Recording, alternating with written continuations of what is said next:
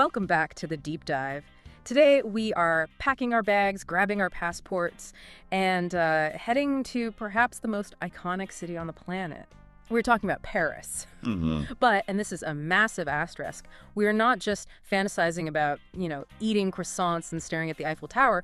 We're treating Paris as a logistical puzzle that needs to be solved. It really is a puzzle because for every person who comes back saying it was the most romantic week of their life, there's someone else who comes back saying, it was crowded, impossibly expensive, and they spent half the time lost. Exactly. We want you, our listener, to be in that first group.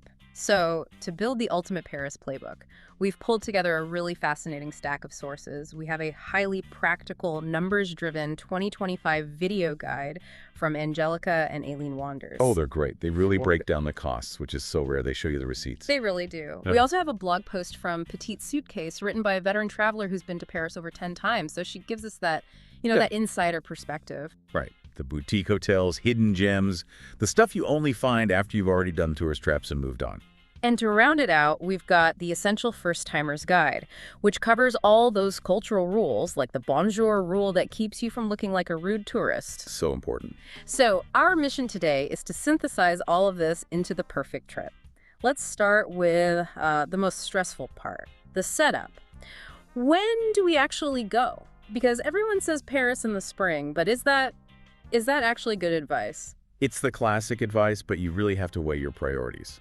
Petite Suitcase, she's visited in almost every season, and her take is that spring April to June, is the sweet spot for those classic blooms and picnic weather. Looks just like the movies. Exactly. But I imagine that comes with a movie star price tag. It does. The Angelica and Aileen guide confirms that spring brings significantly higher prices, but they actually warn that summer, July through September, is the real danger zone. Why? Is it just the crowds? It's a double whammy. You have the peak tourist crowds, but you also have the heat. And a lot of places in Paris just don't have powerful air conditioning. Plus, August is when the locals leave. So the city is kind of empty of Parisians, but absolutely packed with tourists. So you're just sweating in a line at the Louvre, surrounded by other tourists. That doesn't sound very chic. Not at all. Now, if you want that cinematic, moody feel, Petite Suitcase suggests the fall.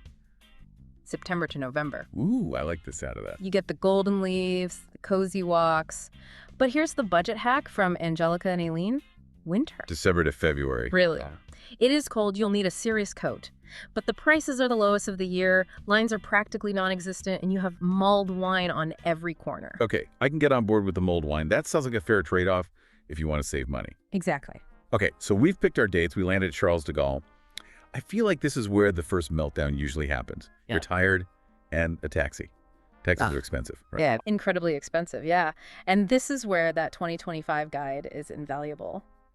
They point out that the RERB train from the airport is a direct ride into the city, and it only costs about 12 euros. 12 euros. That's a steal compared to a cab. It is. But they suggest taking it a step further. They recommend buying the Paris Visit Pass right there at the airport terminal.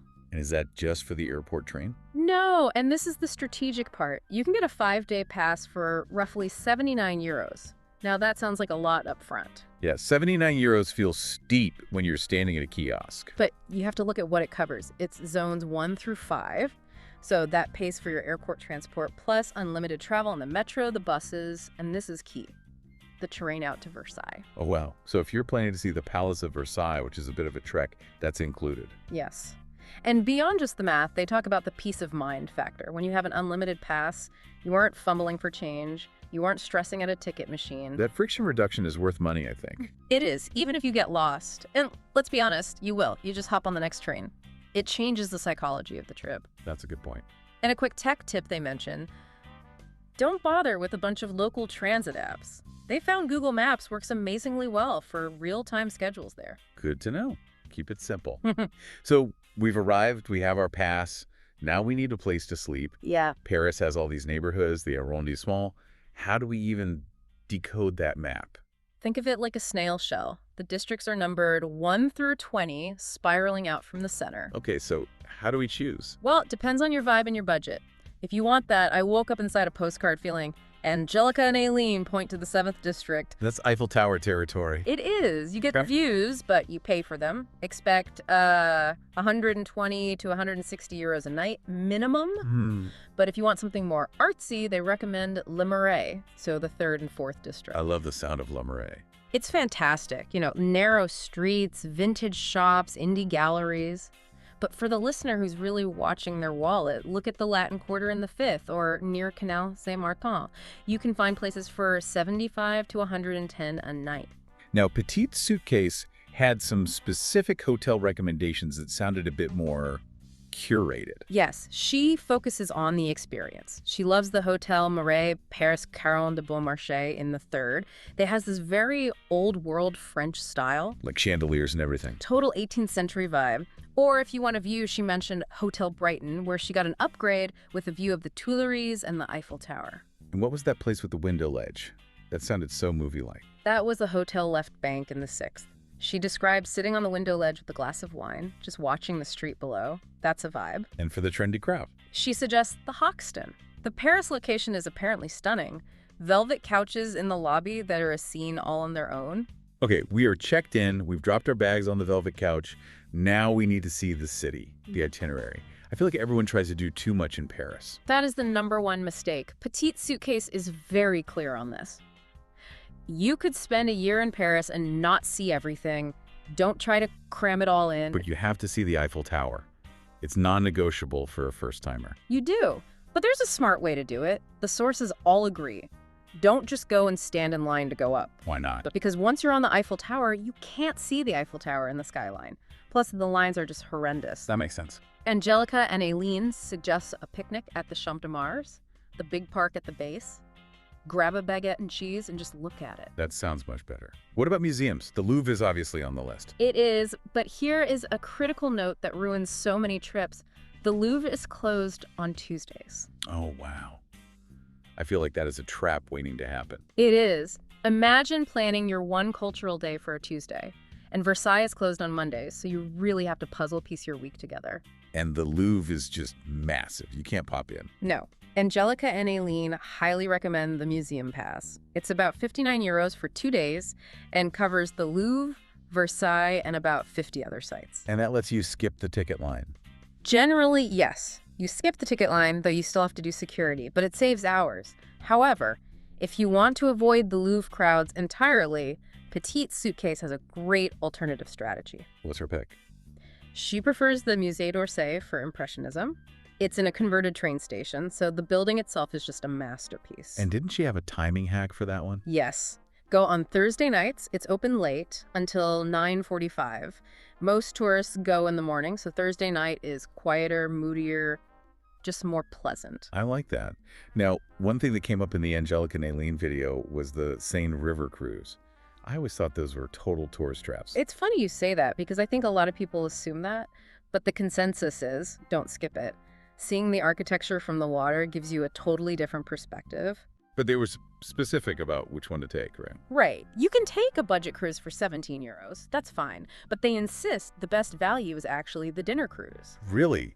A dinner cruise? That sounds like it could be so tacky. They raved about it. It was 79 euros, but that included a 5-course meal and wine, and you're floating past the illuminated monuments at night. Okay, wait. 79 euros for a 5-course meal with wine in Paris is actually not bad, even without the boat. Exactly. They called it efficient luxury. You're resting your feet, you're eating well, and you're seeing the sights all at once. They said it was a highlight.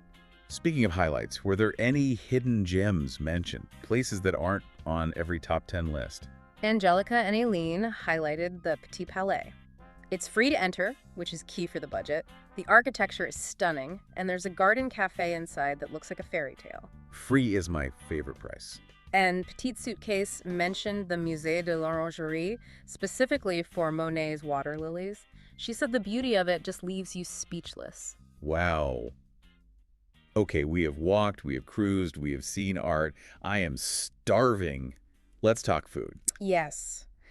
It can get pricey, and honestly, you can find bad food there if you aren't careful. Absolutely. The tourist menu is real. But Angelica and Aileen suggest looking for bouillon. Bouillon, like the soup cube. Same root word.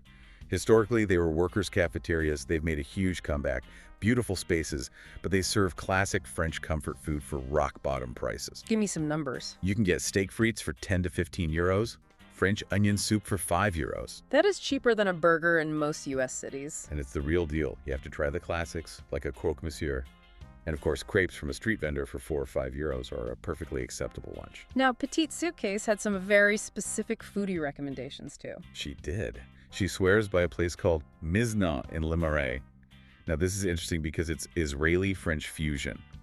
She specifically mentioned the roasted cauliflower. Roasted cauliflower in Paris. Apparently, it's life-changing. It's a whole head of cauliflower roasted until it's melting. It's a cult favorite. I'm intrigued. What about sweets? She recommends Au Merveilleux de Fred for a treat called Merveilleux. It's meringue and whipped cream. And for the classic coffee experience, she mentions the literary cafes, like Café de Flore. Oh, where Hemingway used to hang out. Yes. Now, be warned, you are paying a history tax. A coffee might cost you 6 or 8 euros. But she says it's worth it once for the people watching. I love the idea of just sitting and watching the city go by. But there's a specific rule about interacting with people in shops, isn't there? This is the golden rule of France. You must say bonjour when you enter a shop or a restaurant. It's not optional. No. This is where a lot of tourists get labeled as rude. In the US, we might just walk in and start browsing. In France, if you don't say bonjour, it's seen as actively rude. So bonjour is the key to good service. It's the social lubricant. Bonjour when you enter and merci au revoir when you leave. You'll find people are surprisingly warm if you just do that. Yeah. Okay, politeness is mandatory. What about dress code? Please don't wear your sweatpants. The guide advises leaving the flip-flops and flashy sports gear at home. Think neutral colors, comfortable walking shoes, and maybe a light scarf. It's about looking put together. Got it. Smart casual. And if we're doing some shopping? Petite Suitcase has a great list. For skincare, City Pharmacy has the best deals on French brands. For books, Shakespeare & Co. is an essential stop. It's a pilgrimage. And fashion. She recommends Cézanne in the second arrondissement.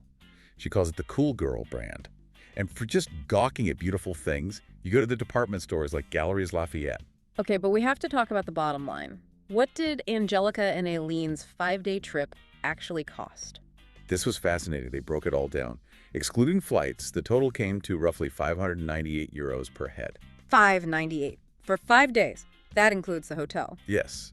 Hotel, meals, that all-inclusive transport pass, and tours. Now, that assumes you're mixing budget stays with smart choices like the museum pass and eating at Bouillon. That is incredibly doable. It shows Paris doesn't have to be a luxury-only destination. You just have to be disciplined. Before we wrap up, a quick check on safety. Pickpockets. Yes, they're a real profession there, especially in crowded areas. Just keep your bags zipped and don't leave your phone on the cafe table.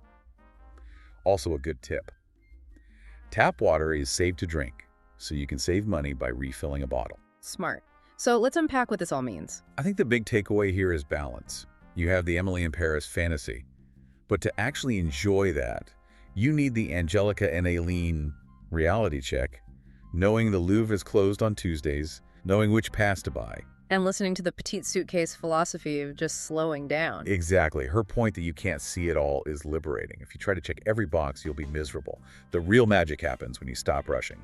It's funny, we started by calling Paris a logistical puzzle, but it sounds like the solution isn't to solve every single piece, but to solve just enough of them so you can relax. That's a great way to put it. I have one final question for you to chew on. We talked about how that dinner cruise was a highlight for our budget travelers. Right. If that cruise beats out walking through crowded museums for them, does that mean the best way to see Paris is to actually stop walking and start floating?